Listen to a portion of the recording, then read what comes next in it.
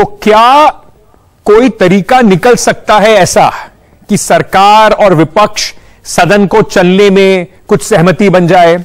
और साथ ही साथ उत्तर प्रदेश की भी कुछ खबरें हैं जिन पे बात करने के लिए इस वक्त हमारे साथ एसपी सिंह बघेल साहब जुड़ रहे हैं, केंद्रीय मंत्री हैं, उत्तर प्रदेश के सांसद भी हैं। सर बहुत बहुत शुक्रिया, धन्यवाद एनडीटीवी से बात करने के लिए।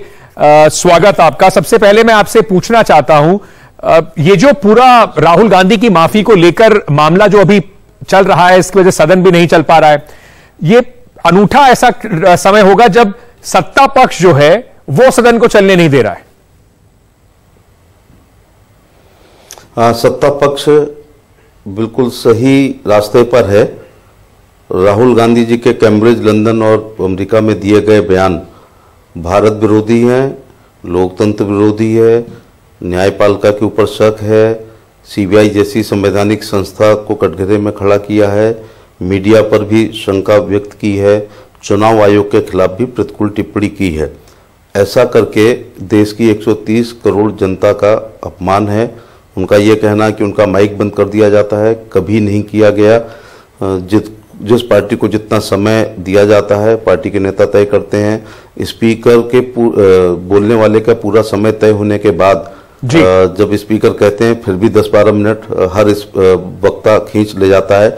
ऐसा राहुल गांधी इसलिए कर रहे हैं कि नरेंद्र मोदी जी रात दिन मेहनत करके करप्शन पर जीरो टॉलरेंस की नीति अपना करके जो भारत की वैश्विक छवि राजनीति में बना रहे हैं, जो हम इंफ्रास्ट्रक्चर में दुनिया में जा रहे हैं, नंबर 1 इकोनॉमी की तरफ हम आगे बढ़ रहे हैं, 5वें नंबर की आर्थिक स्थिति पे आ चुके हैं, पर कैपिटा इनकम हमारी दुगना हो चुकी है। गुजरात मॉडल जो मोदी जी का था वो भारत मॉडल बन गया है जी। पेंडेमिक पीरियड में मोदी जी और उनकी सरकार द्वारा किए गए कार्य विश्व ने सराहे हैं। इंटरनेशनल मॉनिटर फंड और WHO ने हमारी तारीफ की है। तो जो मोदी जी के नेतृत्व में भारत विश्व गुरु बनने जा रहा है, सुपर पावर बनने जा रहा है। हम 5 ट्रिलियन US इकोनॉमी को पहुंच चुके हैं, 10 ट्रिलियन US डॉलर इकोनॉमी की तरफ हम अग्रसर हैं और हम एक वैश्विक राजनीति में जो हमारा दबदबा है, G20 की अध्यक्षता मोदी जी कर रहे हैं। तो ये भारत की छवि और मोदी जी की छवि को डेंट करके ऐसा दुष्प्रचार वो कर रहे हैं। पार्लियामेंट्री डेमोक्रेसी में उनका विश्वास नहीं है। सर, कांग्रेस के बड़े नेता होने के बावजूद उनको सदन में रहना चाहिए था। सर लेकिन यही बात उठ रही, सदन में तो वो है नहीं, तो माफी को लेकर सदन चलने नहीं दिया जा रहा है। तो क्या इंतजार नहीं, राहुल गांधी आ जाएं, उनसे फिर माफी मंगवा लीजिएगा आप। अभी जो जिस तरीके का हालात चल रहे हैं उसमें लगता है कि पार्लियामेंट जो है वो एक अखाड़ा बन गया है सत्ता पक्ष और विपक्ष के बीच में। या इसको सोची समझी एक रणनीति माना जाए कि जो सरकार के ऊपर आरोप लग रहे थे ईडी सीबीआई के दुरुपयोग के, हिंडनबर्ग की रिपोर्ट के ऊपर जो जेपीसी की मांग कर रहा है विपक्ष, उससे ध्यान हटाने के लिए राहुल गांधी का मुद्दा पकड़ लिया है सरकार ने? नहीं त्यागी जी, राहुल गांधी दुनिया के किसी कोने में हो, इंटरनेशनल मीडिया होती है, वो टुंड्रा प्रदेश और साइबेरिया में भी रह करके अपने ये जो उनके गैर जिम्मेदारान बयान डेमोक्रेसी को लेकर के, संसदीय कार्रवाई को लेकर, स्पीकर साहब को लेकर के, सीबीआई को लेकर, चुनाव आयोग के लेकर, जुडिशरी को लेकर और मीडिया के खिलाफ जो उन्होंने कहा है वो कहीं से भी माफी मांग सकते हैं। तो ये गतिरोध समाप्त हो जाएगा। वो लोकतंत्र बचाने के लिए दुनिया के देशों से कह रहे हैं, ये उनके मुंह से अच्छा नहीं लगता है। 25 जून 1975 को इंदिरा गांधी जी ने आपातकाल लगाया था। ये black day of the democracy था। फंडामेंटल राइट्स सब समाप्त कर दिए गए थे, मीडिया सेंसर कर दी गई थी।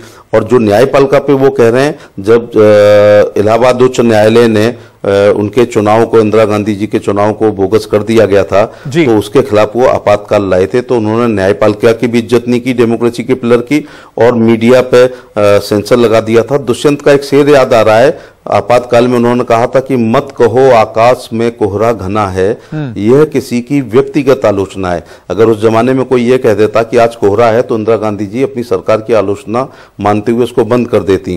और जयप्रकाश नारायण जी को, चौधरी चरण सिंह को, मुरारजी भाई को, अटल जी को, अडवाणी जी को, मुरली मनोहर जोशी जी को, कुशाभाई ठाकरे जी को, नानाजी देशमुख को, माने संपूर्ण विपक्ष को उन्होंने जेल में भेजने का 19 महीने काम किया था। तो उस समय मुझे याद आ रहा है कि एक कहा गया था दुष्यंत जी ने कि एक बूढ़ा आदमी है मुल्क में, या यूं कहें इस अंधेरी कोठरी में एक रोशनदान है, और वो रोशनदान जयप्रकाश नारायण थे। उनको बंद कर दिया और डायलिसिस शब्द हमने तब सर क्या कोई रास्ता निकल सकता है? उनकी किडनी खराब हो गई, कुछ कॉमन ग्राउंड हो सकता है सत्ता और विपक्ष के बीच में? रास्ता तो बिल्कुल साफ है, और वो साफ ये है कि वो दुनिया के किसी भी कोने में हो, इस समय इंटरनेशनल मीडिया के सामने जो उन्होंने लोकतंत्र विरोधी, मीडिया विरोधी, जुडिशरी विरोधी, चुनाव आयोग विरोधी, सीबीआई विरोधी और स्पीकर विरोधी जो अपने बयान दिए हैं, उस पर वो माफी मांग लें। वो तो कह रही है कांग्रेस की सच बोला उन्होंने, और जो राहुल गांधी ने क्या गलत बोला वो कह रहे हैं। जब प्रधानमंत्री जाते हैं बाहर और कहते हैं कि 2014 से पहले इस देश के अंदर कुछ नहीं था, सब कुछ अभी हुआ, लोगों को बड़ा शर्म आती थी ये कहते हुए कि वो भारतीय हैं, तो क्या वो देश के खिलाफ नहीं था? वो देश की बेइज्जती नहीं थी? वो देश के खिलाफ नहीं है, वो एक तुलनात्मक अध्ययन था। मोदी जी तुलनात्मक अध्ययन करते हैं। हम 47 से 52 की बात नहीं कर रहे हैं, जो मनमोहन सिंह जी की 2 सरकार थी, 4 से 9 और 9 से 14। तो आप 4 से 9, 9 से 14 की 10 साल की और हमारे 9 साल की आप रेलवे की तुलना कर लें, पर किलोमीटर सड़क कितनी बन रही है उसकी तुलना कर लें। हम 80 करोड़ लोगों को भोजन दे रहे हैं, प्रधानमंत्री जीवन बीमा सुरक्षा योजना 11 करोड़ लोग लाभान्वित हुए हैं, 9 करोड़ लोगों को आज़ादी के बाद पहली बार गैस सिलेंडर दिया गया है, प्रधानमंत्री आवास के ग्रामीण आवास और शहरी आवास मिला के 11-12 करोड़ लोग लाभान्वित हुए हैं, और किसान सम्मान निधि से 12 करोड़ लोग लाभान्वित हुए हैं। तो ये 9 से 14 और 14 से 23 का जब तुलनात्मक, तब कितने हवाई अड्डे थे, आज कितने हैं, हर जिले में मेडिकल कॉलेज खुल रहा है, और हम वैश्विक राजनीति में एक बड़ी पावर बनके जा रहे हैं। तो ये 9 से 4 से 14 और 14 से अभी 10 साल नहीं हुए हैं, 23 का तुलनात्मक अध्ययन मोदी जी बताते हैं। तो वो क्या गलत करते हैं? अपनी उपलब्धियों को तो बताना चाहिए, लेकिन भारत माता के खिलाफ, देश के खिलाफ, लोकतंत्र के खिलाफ, सीबीआई के खिलाफ, उनको इस प्रकार से, और खासतौर से चुनाव आयोग के खिलाफ जो संवैधानिक संस्था है, और अपना माइक बंद करने के लिए कहते हैं, जबकि कभी नहीं बंद किया गया है, उनको हमेशा इज्जत की गई है। और सबसे बड़ी बात यह है कि वो लोकतंत्र बचाने के लिए विदेशियों से गुहार कर रहे हैं, ये अच्छी बात नहीं है, ये भारत का अपमान है। ये 130 करोड़ जनता, सेना के खिलाफ, अंकित जी सेना के खिलाफ बोल रहे हैं, जो 45 डिग्री टेम्परेचर में जैसलमेर में सैनिक खड़े हैं, -40 में सियाचिन पर खड़े हैं, उनका ये अपमान होता है। और जब सर्जिकल स्ट्राइक पे ये लोग शक करते हैं, तो ये सैनिकों के मनोबल को तोड़ने की बात होती है, और चीन की तारीफ करते हैं। आपने पूरी एक फहरिस्त आपने गिना दी है सर। मैं आपका ध्यान थोड़ा उत्तर प्रदेश की तरफ ले चलता हूं। आप वहां से एमपी भी हैं, और आपकी सरकार जो है भाजपा की सरकार भी है वहां पर। अभी एक बड़ा हत्याकांड हुआ इलाहाबाद में, प्रयागराज में, उसके बाद सरकार ने कार्रवाई की, कुछ लोगों का एनकाउंटर भी हुआ, और अब लगातार कार्रवाई उसके ऊपर जारी है। विपक्ष कह रहा है कि उत्तर प्रदेश के अंदर कानून व्यवस्था पर भी वो सवाल उठा रहे हैं, और कह रहे हैं कि जो सरकार की कार्रवाई होती है, पुलिस राज बनाने की कोशिश हो रही है, कुछ लोगों को, समुदाय को चुनकर निशाना बनाया जा रहा है। हमारे मुख्यमंत्री जी पर दो बुलडोजर हैं।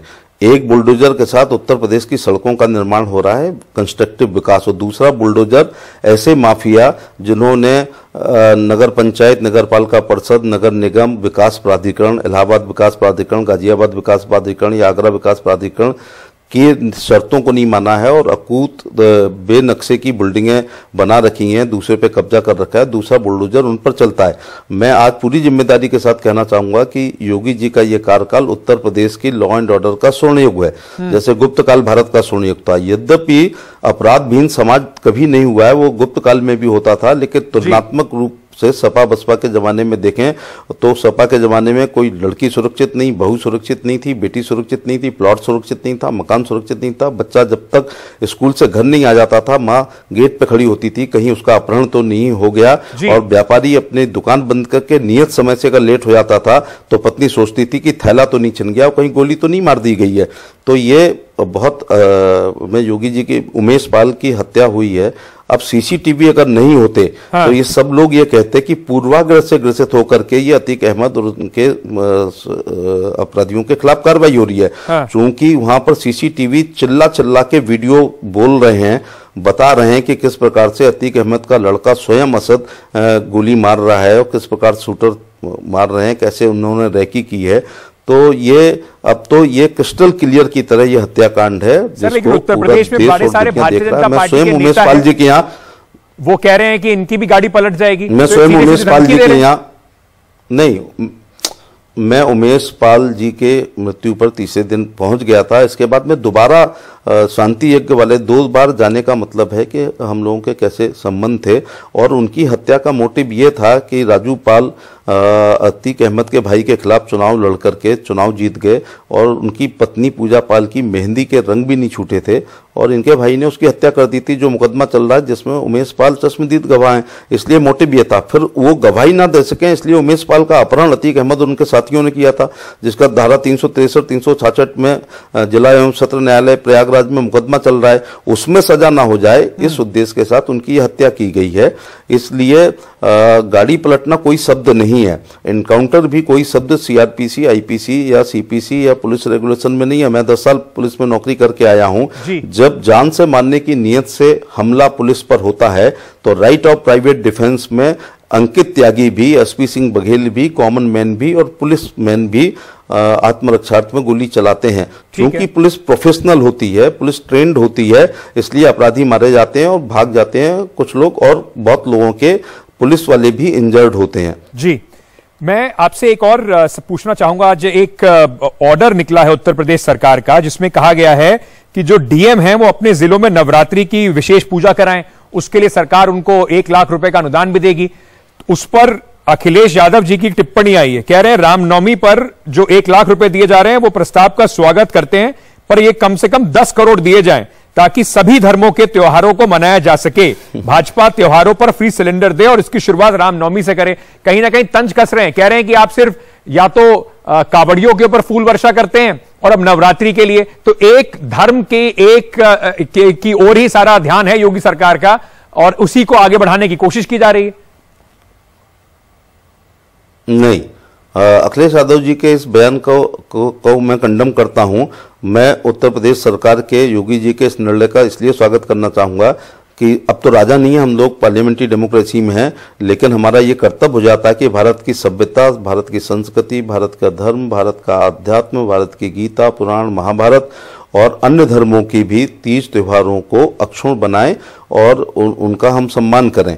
तो ये अच्छा निर्णय लिया गया है। दूसरा, जब ईद होती है, बकरीद होती है या मुहर्रम होता है या बारह वफात होती है, तब भी प्रशासन पूरी मुस्तैदी के साथ ट्रैफिक का इंतजाम करता है और हर प्रकार की ईदगाह की सफाई करवाता है, वहाँ चूना डलवाता है, वहाँ टेंट लगाता है। डीएम एसपी स्वयं ईदगाह पर पुलिस का एक टेंट लगता है, एक प्रशासन का टेंट लगता है और वहाँ खड़े होकर के गले भी मिलने का काम करते हैं। हमारे सिख गुरुओं की जब जयंतियां या पुण्यतिथि होती हैं तब भी सरकार पूरा इंतजाम करने का काम करती है। और इसी प्रकार से हमारी बुद्ध जयंती हो या हमारे क्रिश्चियन भाइयों के ईस्टर का त्यौहार हो या ईसा मसीह जी का जन्म हो या 25 नया साल हो या 25 दिसंबर हो, बड़ा दिन हो, उन सब पर भी प्रशासन मुस्तैद होकर के हमारे अल्पसंख्यक भाई अपने स्वतंत्र एवं निष्पक्ष तरीके से, लेकिन इंतजाम करना एक अलग बात है। डीएम्स को ये कहा जाए कि वो पूजा कराएं, इसके लिए कमेटी बनाएं, ये आपको लगता नहीं सरकार का इसमें क्या काम होना चाहिए? लोगों को करने दीजिए अपनी मर्जी से जैसे करना चाहते हैं, आप इंतजाम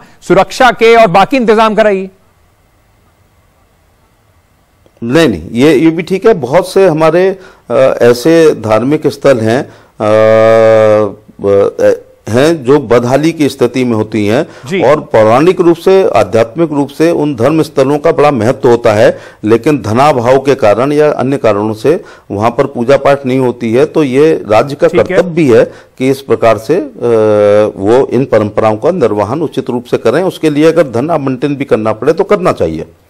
सर, बहुत बहुत शुक्रिया समय निकालने के लिए, हमसे बात करने के लिए, एनडीटीवी पर अपना समय देने के लिए। आपने उत्तर प्रदेश के बारे में बात की और पार्लियामेंट में जिस तरीके से एक अभी स्थिति बनी हुई है आमने सामने की, हो सकता है जो आप कह रहे हैं, अब देखते हैं विपक्ष का उस पर क्या जवाब आता है कि कोई रास्ता निकल पाता है। राहुल गांधी की माफी के बिना कोई रास्ता निकल पाएगा या ये सेशन भी पूरा धुल जाएगा?